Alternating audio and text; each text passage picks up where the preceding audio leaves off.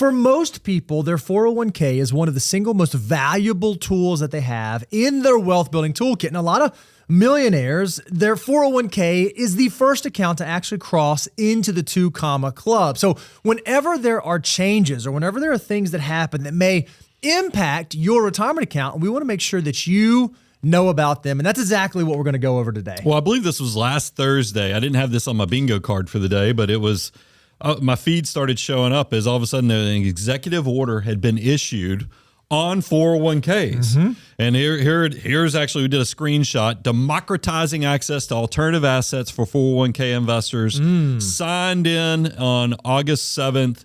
So as you guys know, we try not to do politics, but it's one of those things where we have to make sure, because one of your biggest assets is going to be your 401k. As Bo shared, it's the first account for most millionaires that crosses into that 7-figure status. So we just kind of wanted to look and say, hey, is there anything to this? What do you actually need to know? And will this actually impact your 401k? So let me walk through what the executive order says. And then, Brian, I want you to explain exactly what that means sort of in layman terms, because this is what it said. The Secretary of Labor shall re-examine guidance on fiduciary duties on asset allocation under ERISA. And for those that don't know, ERISA is just the governing body that oversees employer-sponsored retirement plans, think 401k, 403b, and so on. They shall clarify rules and guidelines around alternative asset classes under plans that fall under this subsection. And these alternative assets are defined as private equity, cryptocurrencies, real estate, and a number of others. And the SEC shall consider ways to facilitate access to these investments inside of 401ks, inside of 403bs, and other types of accounts. That's what the executive order says. Brian, what on earth does this mean? Well, I think what they're trying to add more assets or investment choices to 401ks, but these are typically everyone, private equity, cryptocurrency, real estate. A lot of these things were what required accredited investors in the past. So it's interesting to see, and that's what we have a few more slides that we'll cover. But my big takeaway is that anybody who's ever set up a 401k is that there's a fiduciary standard that goes into designing a 401k. So, and you're as a trustee, and Bo and I are trustees of our current 401k. Yep. You always get nervous because the attorneys will scare you to death on what are your risks as the trustee for this plan. So I think that this is just one of those things where they're trying to add more asset opportunities or investment opportunities into 401ks. But I'll be curious to see how this actually plays out. And that probably is a good segue into the next thing, because what this means is they have like 180 days for them to give a report on what's the viability of adding these additional asset classes to 401ks. Yeah, it'll clear the path for the 401k fiduciaries, decide how they're going to do this, how they're going to roll it up. And if it happens, this potentially could open up $12 trillion in retirement assets, or about 20% of the overall market, to invest in these types of asset classes. Again, most folks, their 401k is the largest investment account that they have, the largest pot of money they have access to. And so now they are saying, hey, we want this pot of money, these pot of assets, to be able to invest in even more things and even different things. And, you might be thinking, oh, this is a good thing. More options is better. When I go to the buffet, I want as many options there as possible. But Brian, I don't know if I'm going to sign off that I'm super excited. Yeah, let's kind of go ahead and pivot to what does this actually mean for you. First, I want to make sure everybody, and I'm going to get to that part of it, but I think I want everybody to take a deep breath. Your current regular investments, they're not going away. That's right. But I do think that you make a good point, Bo. I mean, we've done a lot of 401k implementations, and sometimes you'll see a plan that will offer 120 options. They'll give you every asset class. They'll give you all the different versions of it.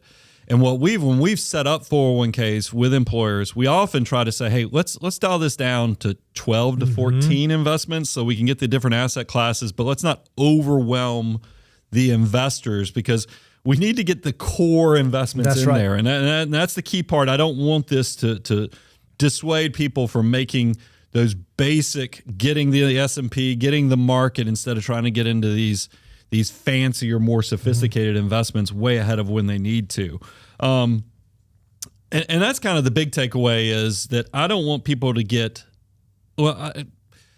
this is hard for me. I don't want people to get distracted by chasing the hot dot, but we'll keep going. Yeah, and just to kind of make sure that you're aware, even if this ends up moving forward, it doesn't mean that it's going to exactly happen inside your 401k. What will likely happen is they will expand the ability for these things to be in 401ks, and it'll be up for the individual fiduciaries to decide if that goes in. And a lot of fiduciaries are still going to be concerned about whether or not making that available inside of the retirement account is them still satisfying their fiduciary duty. So even if this is allowed in some 401k plans or some 403b plans, it does not mean that it's going to be available in yours. And even if it happens, it likely means that it's not going to happen immediately. There's still going to be some lag time before this gets implemented. Again, there's a lot of unknowns around this. What will most likely happen is that 401ks will begin to offer some sort of like self-directed brokerage option. And then it's inside of that self-directed brokerage option, you'll be able to do these alternative investments, but it's not going to move quickly. Remember, this is like 20% of the overall market that is represented by retirement plan assets. So this is not I do not think is going to move super quickly. So this is the part I want to get to. Key takeaways for you. We have done Making a Millionaire, where I pick on some of our guests because I feel like they get easily distracted by things that have come their way.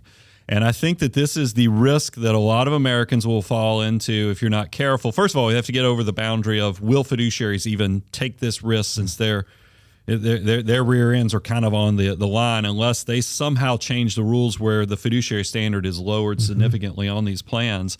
And then it's back to the point of, a lot of what you're trying to do with your retirement plan, if you pull up the FU, is your key investments. When you get to 5 and 6, we want you just buying into the market. And it's going to be hard to do better than just core index funds or index target retirement funds.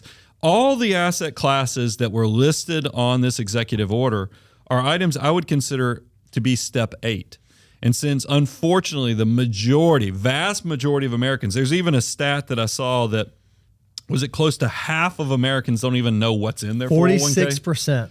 So, I mean, the fact is, don't get distracted chasing the hot dot. Majority of people still need to stay in that level of just do those core investments, the index funds and so forth. And then, of course, I think if you're higher up on the net worth scale, you've got the good foundation underneath you. Yeah, this might create some opportunity as a step 8, but for the vast majority, I hope it doesn't create a distraction. Well, and you sort of alluded to this, more options does not mean better options. And one thing that we want to make sure you're aware of is that higher risk does not always guarantee higher returns. We always think about things in terms of the risk spectrum. If I do something more aggressive and I take more risk, then that means I will get a higher rate of return. That's the wrong mindset. The mindset should be, if I am willing to take more risk, then I should be given a higher rate of return for the risk I'm taking. And if that does not exist, perhaps that's not something that I should pursue. So a lot of these private placement, private equity, real estate, even some of the crypto investments may be far out on the risk scale, but that does not necessarily correlate to meaning that you're going to have higher returns. And I'm worried that a lot of folks who should be focusing on steps 1 through 7 will likely get distracted because they forget that building wealth, it's not necessarily easy, but it is remarkably simple. It's simple, but it's hard because people get distracted. They fall into these traps. I still stand by the fact that I think about every year when I renew my heirs and admission insurance for our wealth management firm, one of the first questions they ask me is, how many private placements are you putting clients in? Because these are higher risk type of investments. So it offers a higher exposure to your insurance companies since you're on the line with this fiduciary standard. So just me knowing the experience of doing the application process every year when I'm renewing my insurance, I just don't know that this is probably going to turn out to be much ado about nothing. I do think, we were talking about it just internally, this is how nerdy we are, we actually talk about this stuff, is that I think that if you run a hedge fund, if you run a private equity company, you're going to, and that's probably where some of this pressure is coming from, they're going to self-deal and probably add this stuff. They'll be willing to take the risk because it opens up so much in access to assets. And I do think, and this kind of surprised me, I felt like the old man at the table when we were talking about, everybody on the content team said that probably where you'll first see this is crypto will probably make it Sure, into 401ks. I think that's the one that will be the most likely to be most highly utilized, would be my guess. So in the comments, feel free, or in the chat, or the live stream, give us your opinions, because this is still a lot of area that will be uncovered over the next 180 days. But we just want to make sure, in typical Money Guy fashion, we load you up. But it is one of those things, and I think this is probably the last key takeaway, is remember, you want to have a plan that's good before.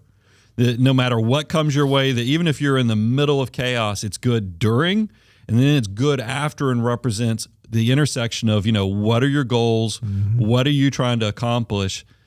Don't put on your blinders and stick with the plan that's going to get you there. Don't get distracted by chasing the hot dot of what is the latest, greatest trend that's making it through the news cycle.